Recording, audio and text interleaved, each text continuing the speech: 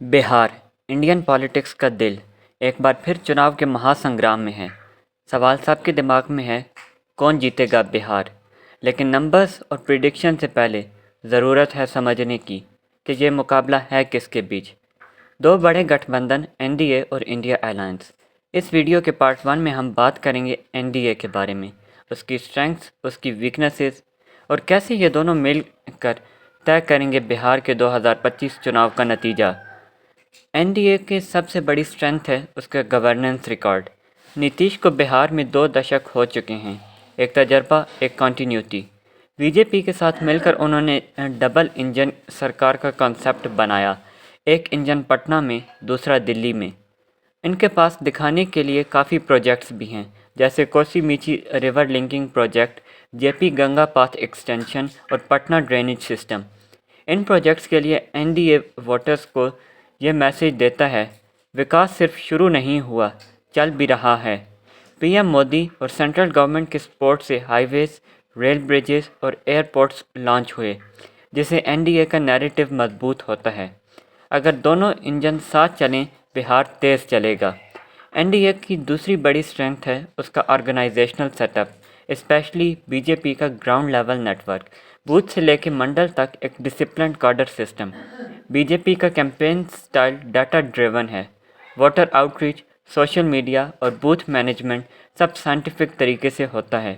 Senior leaders जैसे Amit Shah, JP Nadda और PM Modi rallies करते हैं जो बड़े क्राउड्स खींच लाते हैं। जेडीयू के पास रूरल रूट्स और नीतीश का गवर्नेंस इमेज है जो बीजेपी के सेंट्रल सपोर्ट को बैलेंस करता है।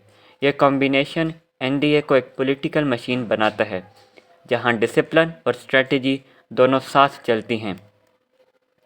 एनडीए की तीसरी स्ट्रेंथ है इसका मैनिफेस्टो, बड़ा, बोल्ड और यूथ सेंट्रिक। प्रॉमिसेस जैसे 1 करोड़ नौकरियां, डिफेंस कॉरिडोर, नए एयरपोर्ट्स और डिस्ट्रिक्ट इंडस्ट्रीज़, ये सब बिहार के सबसे बड़े मसले माइग्रेशन और बेरोज़गारी को डायरेक्टली टारगेट करते हैं। नीतीश की 7 निश्चय स्कीम्स भी अब एक ब्रांड बन चुकी हैं। वेमेन एम्पावरमेंट, स्किल डेवलपमेंट और इंफ्रास्ट्रक्चर पर फोकस। महिला वोटर के लिए साइकिल योजना, उद्यमी योजना और स्टूडेंट स्कॉलरशिप जैसे स्कीम्स अभी भी अपील करते हैं। एनडीए का मैसेज सिंपल है, काम हमने शुरू किया, अब उसे आगे बढ़ाना है। बिहार में सीट शेयरिंग अक्सर क्राइसिस बन जाता है, लेकिन एनडीए ने इस बार एक बैलेंस्ड फार्मूला निकाला।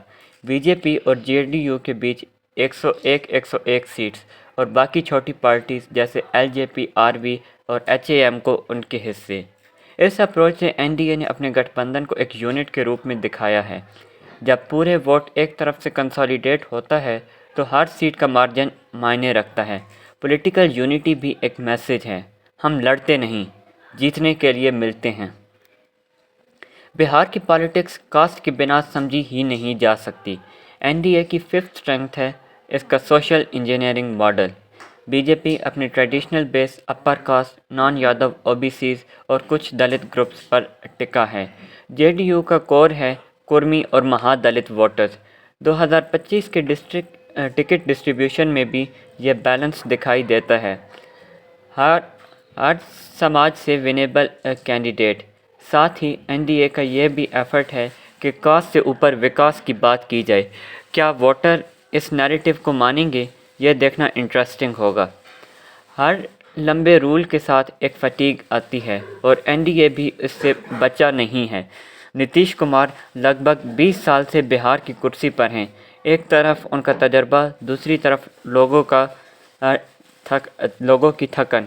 नए वोटर, खासकर यूथ, कहते हैं हमें नया लीडरशिप चाहिए, नई स्पीड चाहिए। बिहार में बेरोज़गारी अब भी एक मेजर इशू है और माइग्रेशन नहीं रोक पाया। डबल इंजन का प्रॉमिस लोग सुनते हैं, लेकिन हर घर में असर नज़र नहीं आता। यही एनडीए के लिए साइलेंट चैलेंज है।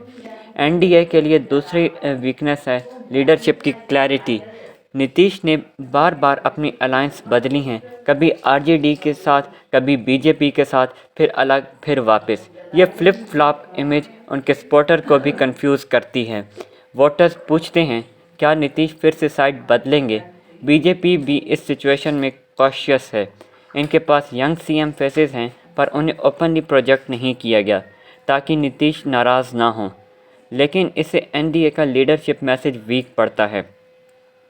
एनडीए एक बड़ा अलायंस है, लेकिन छोटी पार्टीज़ के डिससेटिस्फेक्शन हर बार सरफेस पर आ जाते हैं। 2025 में भी एलजेपी, रामविलास और हिंदुस्तानी अवाम मोर्चा जैसे पार्टनर ने टिकट शेयरिंग को लेकर नाराज़गी दिखाई। 2020 के चुनाव में एलजेपी के रिबेलियन ने एनडीए को कुछ सीट्स का नुकसान भी दिया था। अगर यह इंटरनल रिबेलियन कंट्रोल नहीं हुआ तो क्लोज कॉन्टेस्ट में एनडीए को लॉस हो सकता है। बिहार का सबसे बड़ा चैलेंज है विकास का क्लेम्स और ग्राउंड रियलिटी के बीच का गैप। प्रोजेक्ट्स चल रहे हैं, लेकिन पर कैपिटा इनकम अब भी लोएस्ट स्टेट में से है।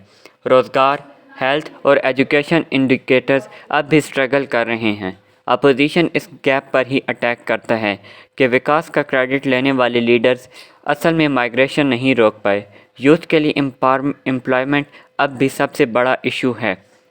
नीतीश कुमार 74 साल के हो रहे हैं और जेडीयू में क्लियर सक्सेसर नहीं है। बीजेपी के पास ऑप्शंस है, पर डिक्लेयर नहीं किया गया सीएम फेस। यही अनसर्टेनिटी लॉन्ग टर्म स्टेबिलिटी पर सवाल उठाता है।